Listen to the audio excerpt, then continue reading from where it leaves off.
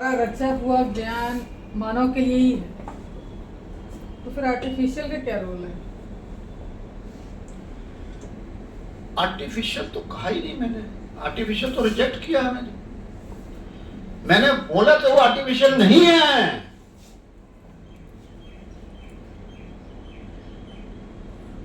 एक घड़ी पहनी हुई है आपने, खोल दो उसको, सुई अलग कर दो, डायल अलग कर दो, स्टेप अलग कर दो,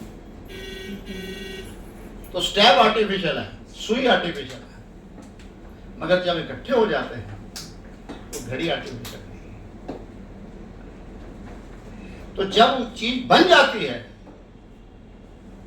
तो वो आर्टिफिशियल नहीं। किसी फैक्ट्री के अंदर चले जाओ, आज हम विदेशों से कोई पार्ट एक विदेश से मंगाते हैं, कोई दूसरे से बुलाते हैं, उसको असेंबल करते हैं।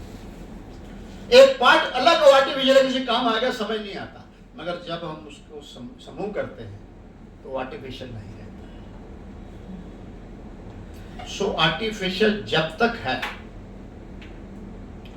जब तक वो किसी साथ मिलकर कोई एक सामने पदार्थ के रूप में नहीं आता। इसलिए मेरी चेतना भी आर्टिफिशियल है। बकवास है कि मैं कहीं जा रहा हूं, नहीं, मैं शरीर के साथ मिलता हूं तो मेरा जीवन आराम होता है। जब तक हम दोनों हैं तो जीवन है, ये सत्य है। और शरीर भी आर्टिफिशियल हो जाता है जब मैं इससे अलग हो जाता हूं। अलग तो मैं हुआ तो वो भी आर्टिफिशियल है, शरीर वहां पड़ा हुआ है, मैं अलग हो गया, वो जीव से नसीब बन गया, वो शरीर आर्टिफिशियल बनता है। जब तक दो का समन्वय है तो सत्य, वो जीवन है। तो आर्टिफिशियल क्या और सत्य क्या है, ये हर कदम पे बदलता रहता है। मुझे यहां आना था, फोन आ गया, कहीं और चला गया। यहां आना आर्टिफिशियल हो गया और वहां जाना सत्य हो गया। जी, सुनो सबकी और करो मन की। अगर सुनेंगे सबकी और मन की अगर ज्ञान ही नहीं होगा तो मन जो करेगा वो गलत करेगा। तो मन को शुद्ध करने के लिए या दृढ़ करने के लिए मेन सारा पॉइंट यही आ जाता है कि ज्ञान जो है ना वो होना जरूरी है, तभी मन जो है ना सही कर पाएगा, नहीं तो उसने गलती करना है। धन्यवाद। प्रश्न आया है, प्रश्न जगह जगह ये कहा गया, कई बार कहा गया, कई बार सुना गया, सुनो सबकी करो मन की। प्रश्न यही है।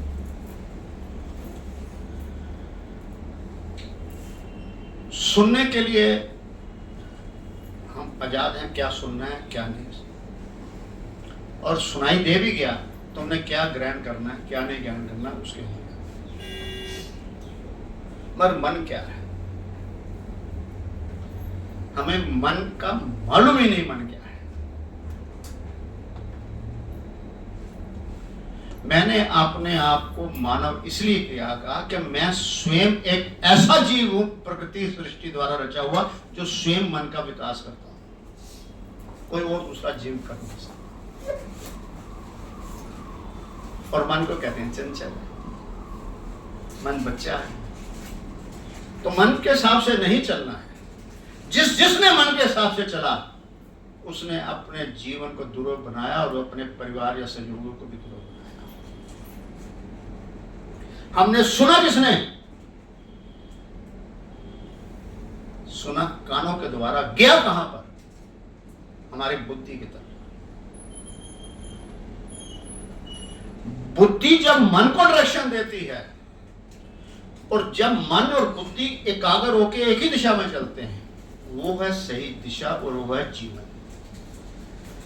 और हमने मन को आगे कर दिया तो जीवन दुर्बल बनेगा, और सिर्फ बुद्धि चला ली तो हम अकेले रह जाएंगे, हम अपनी दिशा में चलेंगे, हमारे संग को नहीं चलेंगे।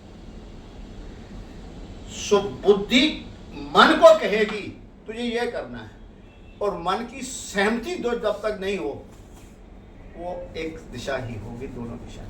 जिस प्रकार हमारी दो टांगे हैं, दाएं और बाएं, इसलिए मन और बुद्धि के समन्वय से, सहयोग से ही जब तक ये योग नहीं होगा हम दिशाविहीन रहेंगे, दिशाहीन रहेंगे। अगर हम दिशा लेते हैं जो सजग रहते हैं, जिसको मैंने इंटेलिजेंट विजडम बोला है। विजडम वही है जो हमारी बुद्धि और मन एक दिशा में चलता है। आनंद आनंद मेरा एक प्रश्न स्वयं है का, आपसे। एक मिनट, स्वयं का स्वामी बनने के लिए मेडिटेशन या योग जो आप कह रहे हो वो जरूरी है, उसके बगैर स्वयं का स्वामी नहीं बना जा सकता। क्या ये सही है? एक आप प्रश्न करें, आपका प्रश्न। एक ही प्रश्न है, मन उत्पन्न कहाँ से हुआ, आया कहाँ से मन? ये जिस मन की व्याख्या कर रहे हैं उसको हम जान नहीं पा रहे, वो आया कहाँ से? मन जो है वो एक नियम के द्वारा कॉम्बिनेशन से बनता है, हमारे शरीर के अंदर ही बनता है। और जब तक चेतना और शरीर, ये बहुत बड़ा विषय है, मैं संक्षेप में दूंगा, किसी इसको अलग से तोड़ के भी बताएंगे, क्योंकि मन को बहुत लंबा विषय है, ये 3-4 हैं, पर मैं थोड़ा सा संक्षेप में उत्तर देता हूँ, फिर आपके प्रश्न करता हूँ। मन मेरे विचारों द्वारा ही बनता है। सत्य विचारों से ही उत्पन्न हुआ है वो। मन मेरा वो बन ही नहीं सका जो मेरी नॉलेज में नहीं आया। मेरे को तो मोबाइल का मन नहीं बना था, कभी रीस नहीं करी, मेरी नॉलेज में आ गया था मुझे मोबाइल चाहिए। सत्य तो मन मेरे विचारों द्वारा जो मैंने बाहर से लिया उससे मेरा मन बना। सत्य वचन। तो निर्माता मैं ही तो हूँ, मैं का स्वामी जो आप कह रहे हैं, मन का अभी विकसित मैं करना। तो मन कैसे बना? वो मेरे द्वारा ही बना है, जो मैंने कानों द्वारा सुना, सत्य आंखों द्वारा देखा, स्पर्श द्वारा महसूस किया। सत्य। और इसके अंदर क्या होता है, ये बहुत लंबा विषय है, सो मैंने आपको संक्षिप्त- आनंद का विषय है। हाँ, सो कभी। और आपका प्रश्न है कि स्वयं का स्वामी कैसे बने? प्राकृतिक नियम में अंदर प्रकृति ने हर मानव को स्वयं का स्वामी ही बनाया। जब बच्चा पैदा हुआ, संक्षिप्त में उत्तर दे रहा हूं, लंबा नहीं दे रहा, तो उसने मां के स्तन के ऊपर दूध कैसे लिया? स्वयं ही तो लिया। रिड़ा कैसे? स्वयं ही तो रिड़ा। खड़ा कैसे? चला कैसे? स्वयं ही तो चला। सुना कैसे? कैसे लिया? जब तक वो स्वयं का स्वामी बना रहा, उसका जीवन सुलभ रहा, शांत रहा, निष्पक्ष रहा, उसमें वैर विरोध नहीं रहा। मगर जब वो बाहर के आडंबर से, नॉलेज से, विचारों से भरता गया, तो स्वयं का स्वामी खो गया और दूसरे को स्वामी बनाने की प्रक्रिया शुरू हो। अब अगला विषय है, अब खो गया तो उसे कैसे पाना है?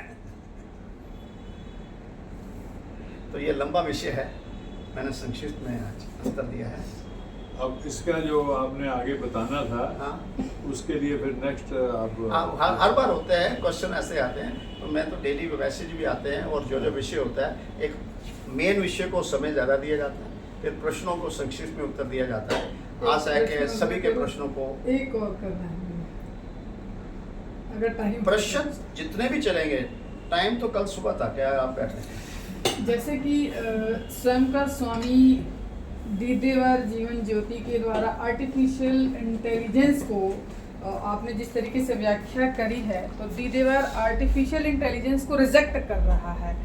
जो है वो मानव के द्वारा रचा हुआ ज्ञान मानव के लिए ही है। तो आज आर्टिफिशियल इंटेलिजेंस का उपयोग करके कहीं बहुत ज़्यादा क्राइम भी हो रहा है और कहीं बहुत ज़्यादा अच्छा भी हो रहा है। आपने इसी संदर्भ में एक और उत्तर भी दिया है कि अगर दोनों का संगम हो तो उन्नति है, नहीं तो अवनति है। आपके प्रश्न में एक शुद्धिकरण कर देता हूँ।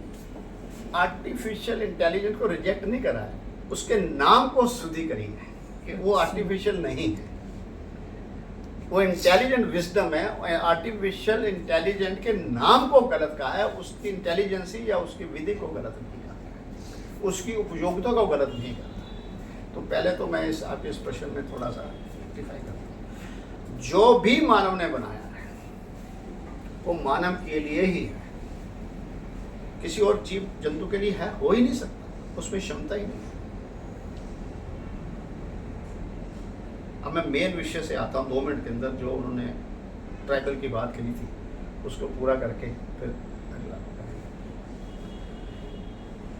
यहाँ पर 3 नियम की बात की जाती है दीदेवार जीवन ज्योति में। एक लॉ ऑफ नेचर, प्राकृतिक नियम, एक लॉ ऑफ पर्सन, व्यक्तिगत नियम, और किसी व्यक्ति के विचारों से जो सहमत हो जाते हैं, समूह बन जाता है, वो लॉ ऑफ सोसाइटी बन जाता है, तो उसे लॉ ऑफ सोसाइटी। और जो जिस सोसाइटी का पार्ट होता है वो सोसाइटी का बाध्य होता है, और उसका व्यक्तिगत नियम अपना रहता है। हमने इतिहास के कई पन्ने खोले, हमने किसको राजा कहा है? जो भूखा है, कभी रजाई। जितने भी राजा हुए हैं वो भूख से ग्रस्त थे। मैं उसकी जमीन ले लूं, उसका धन उठा लूं, उसकी रूप को अदा कर लूं। जिनकी तृष्णा कभी पूरी नहीं, भूखे को राजा बना दिया। जिनकी तृष्णा रही और इसी में झगड़ा होता है। कौन सा राजा ऐसा जो राजा हुआ और जिसने बांटा? कहीं कहीं थोड़ा थोड़ा समय दिया उसका। अरे भूखे का राजा बना रहे, रजा का भूखा राजा होना चाहिए। जो मैं अपने जीवन की संतुष्टि जरूरत के बाद रज के विसर्जन करूं, अर्जन तो करूं मगर विसर्जन करें। हम आज जितनी लड़ाई हो रही है, ट्राइबल वही तो करते थे। हम ट्राइबल थे, ट्राइबल हैं और ट्राइबल ही रहेंगे जब तक हमारे विचारों में प्यास वाली बात नहीं है।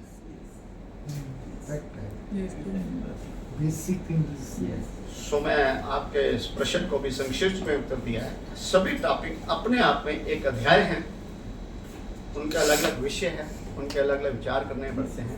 तो आज आप सबका बहुत बहुत धन्यवाद करते हैं। और जो भी आगे का प्रोग्राम कोई अगर अपनी तरफ से विचार रखना चाहे तो उसका वेलकम। आनंद आनंद आनंद।